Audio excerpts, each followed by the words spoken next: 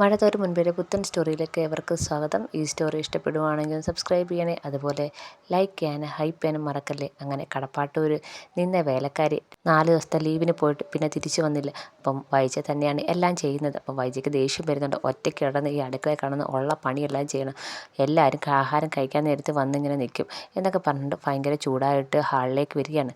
ബബിതയും കൃഷ്ണയും കൂടെ ആ സമയത്ത് ഇരുന്ന് TV കണ്ടുകൊണ്ടിരിക്കുമ്പോൾ വൈജ അങ്ങോട്ട് വരുന്നുണ്ട്. അപ്പോൾ വൈജ വന്നിട്ട് ചോദിക്കുകയാണ്, നിനക്കൊക്കെ പഠിക്കാനുണ്ടെന്നും പറഞ്ഞ് TV കണ്ടുകൊണ്ടിരിക്കുകയാണെന്നോ ചോദിക്കുകയാണ്. അപ്പം ബബിത പറയുന്നുണ്ട്, ഇത്ര നേരം പഠിച്ച അമ്മ ഇപ്പോഴാണ് TV വെച്ചതെന്ന് പറയാണ്. നിനക്കൊക്കെ അടുക്കള വന്ന് എന്തെങ്കിലും ഒന്ന് സഹായിച്ചു തന്നൂടെ, ഞാൻ അവിടെ ഒറ്റയ്ക്ക് കിടന്ന് പണിയെടുക്കുന്നത് കണ്ടില്ലേ എന്ന് ചോദിക്കുകയാണ്. അപ്പം ആഹാരം കഴിക്കുന്ന സമയമാകുമ്പോൾ അങ്ങ് വാ, നിനക്കൊക്കെ വിളമ്പി തരാം എന്നും പറഞ്ഞ് വൈജ ചൂടാവുന്നുണ്ട്. ഉടനെ ബബിത പറയുന്നുണ്ട്, ഒരു 10 മിനിറ്റ് താമസിച്ചാലും കുഴപ്പമൊന്നുമില്ലമ്മേ, ഞാൻ കാത്തിരുന്നോളാം എന്ന് പറയുന്നുണ്ട്. അപ്പം കൂടുതൽ സംസാരിക്കല്ലേ, അങ്ങോട്ട് വന്ന് എനിക്ക് എന്തെങ്കിലും സഹായിച്ച് തന്നൂടെ, ഇവിടെ ഇരിക്കുന്ന കാര്യം എന്താ, ഇന്നും കൂടെ ഞാൻ നിനക്കൊക്കെ വെച്ച് തരത്തുള്ളൂ, നാളെ മുതൽ മര്യാദയ്ക്ക് വന്ന് എന്തെങ്കിലും ഉണ്ടാക്കി കഴിച്ചോണമെന്ന് പറയാണ്. അപ്പം ബബിത പറയുന്നുണ്ട്, ഞങ്ങൾ അടുക്കളയിൽ നിന്ന് ജോലി തുടങ്ങിയപ്പം അമ്മയല്ലേ പറഞ്ഞേ അടുക്കളയിൽ കയറണ്ട, ഒന്നും ചെയ്യണ്ടെന്ന്, ഇപ്പം എന്താ അതൊക്കെ മാറിയെന്ന് ചോദിക്കുകയാണ്. ഉടനെ വൈജ പറയുന്നുണ്ട്, ഇവിടെ നിന്ന് വേലക്കാരി 4 ദിവസത്തെ ലീവിനെന്നും പറഞ്ഞ് പോയതാ, പിന്നെ ഇതുവരെ വന്നിട്ടില്ല, വിളിച്ചിട്ട് ഫോണും എടുക്കുന്നില്ലെന്ന് പറയുന്നുണ്ട്. ഇത് കേൾക്കുമ്പോൾ ബബിത പറയുന്നുണ്ട്, അതെന്താ സർവ്വസാധാരണമല്ലേ, ഇവിടെ നിന്ന് ഏത് വേലക്കാരി അമ്മ അങ്ങനെ ചെയ്യാത്തത്, എല്ലാവരും 3-4 ദിവസത്തെ ലീവിനെന്നും പറഞ്ഞ് പോവും, പിന്നെ ആരും ഫോൺ എടുക്കത്തുമില്ല, ഇങ്ങോട്ട് വരുത്തുമില്ല, അമ്മ വേറെ വേലക്കാരിയെ വേണമെങ്കിൽ നോക്കിക്കോളെന്ന് പറയണം, പിന്നെ ഇനി വരുന്ന വേലക്കാരി എടുത്ത് പറയണം ഇവിടുത്തെ എഗ്രിമെൻ്റ് എഴുതി വെച്ചിട്ടേ ജോലിക്ക് നിൽക്കാൻ പറ്റത്തുള്ളൂ, അങ്ങനെയാണെങ്കിൽ നമുക്ക് കേസ് കൊടുക്കാമല്ലോ എന്നൊക്കെ പറയുന്നുണ്ട്. ഉടനെ വൈജയന്തി പറയുന്നുണ്ട്, എന്തായാലും ഇപ്പം വന്ന് എന്നെ എന്തെങ്കിലും സഹായിക്കാൻ നോക്ക്, നിനക്കൊക്കെ നാണമില്ലേ ആഹാരം കഴിക്കുമ്പോൾ വന്നിരുന്ന് കഴിക്കാൻ, ഇനി ഇന്നത്തെ ദിവസം കൂടെ ഞാൻ വെച്ച് വിളമ്പിത്തത്തുള്ളൂ, നാളെ മുതൽ വേണമെങ്കിൽ തന്നെ വെച്ച് കഴിച്ചോണം എന്ന് പറയുന്നുണ്ട്. ഉടനെ ബബിതയും കൃഷ്ണയും കൂടെ വന്നിട്ട് ചോദിക്കുന്നുണ്ട്, ബബിത അമ്മയ്ക്ക് നാണമില്ലേ ഇങ്ങനെയൊക്കെ പറയാൻ എന്ന് ബബിത ചോദിക്കുന്നുണ്ട്. അപ്പോൾ കൃഷ്ണ പറയുന്നുണ്ട്, അമ്മ ഇവിടെ വന്ന സമയത്ത് ഞാനും രോഹിയേട്ടനും ബബിതേച്ചും കൂടെ ഒരുമിച്ച് നിന്ന് എല്ലാ കാര്യങ്ങളും ചെയ്തുകൊണ്ടിരുന്നത്, അപ്പോൾ അമ്മയാണ് സമ്മതിക്കാത്തത്, നിങ്ങളാരും അടുക്കളയിൽ കയറേണ്ട, ജോലി ചെയ്യേണ്ട, അമ്മയ്ക്ക് എന്തോ നാണക്കേട് പോലെ, അങ്ങനെയാണ് ആ ചേച്ചി വന്നത്, ഇപ്പോൾ വീണ്ടും ഞങ്ങൾ അടുക്കള കയറി ജോലി ചെയ്യണമെന്നാണ് അമ്മ പറയുന്നതെന്ന് ചോദിക്കുന്നുണ്ട്. ഇത് കേൾക്കുമ്പോൾ വൈജ പറയുന്നുണ്ട്, അതങ്ങനെ പറ്റിപ്പോയി, അവൾ വന്നതിന് ശേഷം അവൾ കാര്യങ്ങളെല്ലാം ചെയ്തോളൂമെന്ന് ഞാൻ വിചാരിച്ച്, പക്ഷേ ഇങ്ങനെ ഇട്ടിട്ട് പോകുമെന്ന് വിചാരിച്ചോ, എനിക്കാണെങ്കിൽ എല്ലാം കൂടെ ഒറ്റയ്ക്ക് കിടന്ന് ചെയ്യാൻ പറ്റുമോ, ഒന്നുമില്ലെങ്കിൽ ആക്സിഡൻറ്റ് പറ്റിയ ഒരു ശരീരമാണെന്നെങ്കിലും നിങ്ങൾക്ക് തോന്നണ്ടേ എന്ന് വൈജ പറയുന്നുണ്ട്.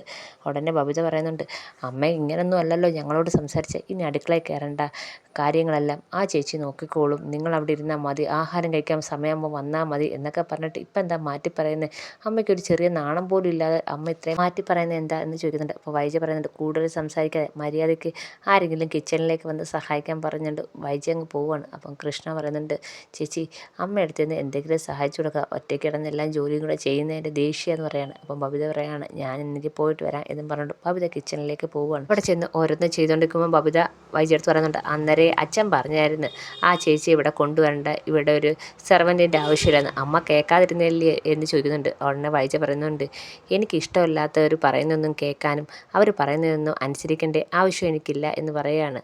അപ്പം ബബിത ചോദിക്കുന്നുണ്ട്, അമ്മയ്ക്ക് അച്ഛനെ ഇഷ്ടമല്ലേ എന്ന് ചോദിക്കുകയാണ്. ഇപ്പം ഞാനും ബാലചന്ദ്രനും തമ്മിൽ നല്ല സുഖത്തിലല്ലല്ലോ, അതുകൊണ്ട് ബാലചന്ദ്രൻ പറയുന്നതൊന്നും എനിക്ക് കേൾക്കണമെന്ന് വലിയ താല്പര്യമില്ലാന്ന് പറയാണ്. അപ്പോൾ ഉടനെ ബബിത പറയുന്നുണ്ട്, അങ്ങനെയാണെങ്കിൽ എനിക്ക് ഓർമ്മ വെച്ച കാലം മുതലേ അമ്മയ്ക്ക് അച്ഛനെ ഇഷ്ടമല്ല, അതുകൊണ്ടല്ലേ അമ്മ ഇങ്ങനെ അച്ഛൻ പറയുന്നതിനെല്ലാം എതിര് പറയുകയും അച്ഛൻ പറയുന്നതൊന്നും കേൾക്കുകയും ചെയ്യാറില്ല, അതാ എൻ്റെ ഓർമ്മയെന്ന് പറയാണ്. ഇത് കേൾക്കുമ്പോൾ വൈജ ഒന്നും മിണ്ടുന്നില്ല. സത്യമല്ലേ ഞാൻ പറഞ്ഞത്, അപ്പോൾ അമ്മയ്ക്ക് അച്ഛനെ കല്യാണം കഴിക്കുന്നത് തന്നെ ഇഷ്ടമല്ലായിരുന്നോ, ഇഷ്ടമല്ലാതാണോ അച്ഛനെ കല്യാണം കഴിച്ചതെന്നൊക്കെ ചോദിക്കുന്നുണ്ട്. അപ്പം വൈജയ്ക്ക് അങ്ങ് ദേഷ്യം വരുന്നത്, നീ എന്തിനാ ആവശ്യമില്ലാത്ത കാര്യം പറഞ്ഞത്, ഞാൻ ഇപ്പോഴും ഉള്ള കാര്യമാണ് പറഞ്ഞത്, ഞാനും ബാലചന്ദ്രനും തമ്മിൽ ചെറിയ പ്രശ്നങ്ങളുണ്ടെന്നറിയാലോ, പിന്നെ എന്തിനാ നീ ഇത് ചോദിക്കുന്നതെന്ന് പറയുകയാണ്. അപ്പോഴത്തേക്ക് കൃഷ്ണ അങ്ങോട്ട് വരുന്നുണ്ട്. അപ്പോൾ രോഹിത്തും കൃഷ്ണയും കൂടെ അങ്ങോട്ട് വരുന്നുണ്ട്. എന്താ ചേച്ചി എന്ന് ചോദിക്കുകയാണ്. അമ്മയ്ക്ക് അച്ഛനെ ഇഷ്ടമല്ലാത്തതുകൊണ്ട് അച്ഛൻ പറയുന്നതൊന്നും കേൾക്കണ്ടെന്ന് അമ്മ പറയുന്നതെന്ന്. അപ്പം കൃഷ്ണനാണെങ്കിൽ വൈജ ഇങ്ങനെ നോക്കുന്നുണ്ട്. അപ്പോൾ ഞാൻ ചോദിച്ച്, അങ്ങനെയാണെങ്കിൽ എനിക്ക് ഓർമ്മ വെച്ച കാലം മുതലേ അമ്മ അച്ഛൻ പറയുന്നതൊന്നും കേൾക്കുന്നില്ല, അപ്പം അച്ഛനെ ഇഷ്ടമല്ലാതാണോ കല്യാണം കഴിച്ചതെന്ന് ഞാൻ അമ്മയടുത്ത് ചോദിച്ചതെന്ന് പറയാണ്. ഇത് കേൾക്കുമ്പോൾ വൈജ ദേഷ്യം ഇങ്ങനെ ബബിതയെ നോക്കുന്നുണ്ട്. ഈ കൂടുതൽ സംസാരിക്കാൻ ഞാൻ അതല്ല പറഞ്ഞത്, നിന്നോട് പറഞ്ഞല്ലോ, ഈ 4 എണ്ണത്തിനെയും കൊണ്ട് തോറ്റെന്ന് പറയാണ് വൈജ. ഉടനെ ബബിത ചോദിക്കുന്നുണ്ട്, 4 എണ്ണോ, അമ്മയ്ക്ക് ഞങ്ങൾ 3 മക്കളെ അല്ലേ ഉള്ളൂ, പിന്നെ നാലാമതൊരു മക്കൾ ഏതാണെന്ന് ചോദിക്കുകയാണ്. ഇത് കേൾക്കുമ്പോൾ വൈജ ഒന്നും മിണ്ടാതെ നിൽക്കുകയാണ്. എന്താ ഞങ്ങൾ 3 പേര് വരുന്നതിന് മുമ്പ് വേറെ ഏതെങ്കിലും മക്കൾ അമ്മയ്ക്കുണ്ടായിരുന്നോ എന്ന് ചോദിക്കുകയാണ്. അപ്പോഴത്തേക്ക് വൈജയാണെങ്കിൽ എന്ത് മറുപടി പറയണമെന്ന് അറിയാതെ ഇങ്ങനെ പെട്ടെന്ന് ഞെട്ടിയിരിക്കുകയാണ്. നീ എന്താടി പറഞ്ഞതെന്ന് ദേഷിച്ച് ചോദിക്കുകയാണ് വൈജ. അല്ല, ഇനി ഞങ്ങളുടെ അച്ഛനെ വിവാഹം കഴിക്കുന്നതിന് മുമ്പെങ്ങാനും അമ്മ വേറെ ആരെങ്കിലും കല്യാണം കഴിച്ച് അതിലെങ്ങാനും മക്കളുണ്ടായോ എന്നാണ് ചോദിച്ചതെന്ന് പറയാണ്. ഈ സമയത്ത് കൃഷ്ണ ഇങ്ങനെ വിഷമത്തോടെയും ദേഷ്യത്തോടെയും വൈജയെ നോക്കുന്നുണ്ട്. അപ്പോൾ വൈജ നീ എന്താടി പറഞ്ഞതെന്നും പറഞ്ഞുകൊണ്ട് ആ കിച്ചണിൽ നിന്നും ബബിത അടിക്കാൻ ഒരുക്കുമ്പോൾ ബബിത അവിടുന്ന് ഓടി രക്ഷപ്പെടുകയാണ്.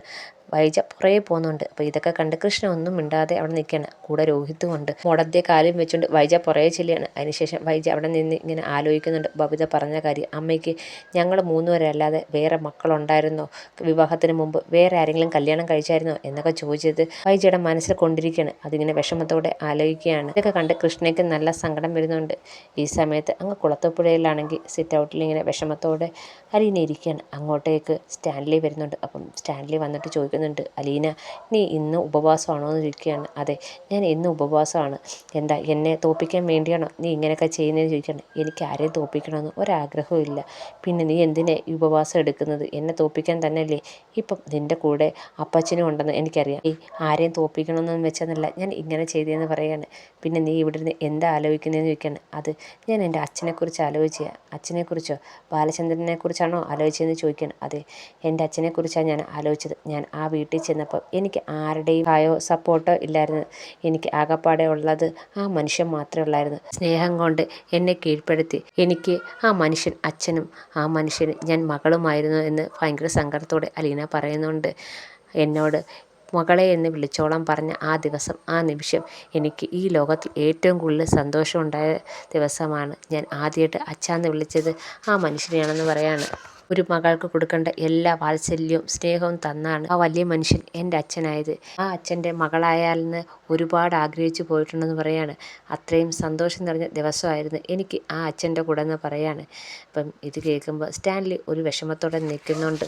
അപ്പം എനിക്ക് ആ അച്ഛനോട് എന്ത് പറയാനും അതുപോലെ അച്ഛന് എന്നോട് എന്ത് പറയാനും പൂർണ്ണ സ്വാതന്ത്ര്യമായിരുന്നു. ഒരു മകൾക്ക് കൊടുക്കേണ്ട എല്ലാ സ്നേഹവും കരുതൽ എനിക്ക് തന്നായിരുന്നു ആ അച്ഛൻ എന്ന് പറയാണ്. ഇത് കേൾക്കുമ്പോൾ സ്റ്റാൻലി ചോദിക്കുന്നുണ്ട്, ഞാൻ പരാജയമാണോ? ഞാനെന്ന അച്ഛൻ പരാജയമാണോ എന്ന് ചോദിക്കുകയാണ്. ഇങ്ങനെ വിഷമത്തോടെ സ്റ്റാൻലിയെ നോക്കുന്നുണ്ട്. എനിക്കറിയാം ഒരിക്കലും ബാലചന്ദ്രൻ എന്ന അച്ഛൻ്റെ അടുത്തെത്താൻ എനിക്ക് കഴിഞ്ഞിട്ടില്ലെന്ന് എനിക്ക് നന്നായിട്ട് അറിയാം എന്ന് പറയുന്നുണ്ട്. അപ്പം അലീന പറയുന്നുണ്ട്, ഞാൻ അങ്ങനെ അല്ല പറഞ്ഞത്, ആരെയും വിഷമിപ്പിക്കാനല്ല പറഞ്ഞത്. ആ അച്ഛൻ്റെ സ്നേഹം എനിക്ക് മനസ്സിൽ തൊട്ടറിയാൻ പറ്റുന്നുണ്ട്, അതുകൊണ്ട് പറഞ്ഞതെന്ന് പറയാണ്. അപ്പം സ്റ്റാൻലി പറയുന്നുണ്ട്, എനിക്കറിയാം എനിക്കൊരിക്കലും ബാലചന്ദ്രൻ്റെ കൂട്ട് ആകാൻ പറ്റുന്നില്ല. ഞാനെന്ന പപ്പ പൂർണ്ണ പരാജയമാണെന്നും എനിക്കറിയാം. ഞാൻ അങ്ങനെയൊന്നും ഉദ്ദേശിച്ചല്ല പറഞ്ഞതെന്ന് അലീന വീണ്ടും പറയുന്നുണ്ട്. അപ്പം സ്റ്റാൻലിക്ക് അതെല്ലാം നല്ല വിഷമമാകുന്നുണ്ട്. അലീന ബാലചന്ദ്രനെക്കുറിച്ച് കൂടുതൽ പുകഴ്ത്തി പറയുന്നത് കേൾക്കുമ്പോഴത്തേക്ക് സ്റ്റാൻലിക്ക് നല്ല വിഷമവും വരുന്നുണ്ട്. ഒരിക്കലും തനിക്ക് ബാലചന്ദ്രൻ്റെ ആ സ്ഥാനത്ത് എത്താൻ കഴിഞ്ഞില്ല എന്നൊരു തോന്നലും സ്റ്റാൻലിക്ക് ഉണ്ടാകുന്നുണ്ട്.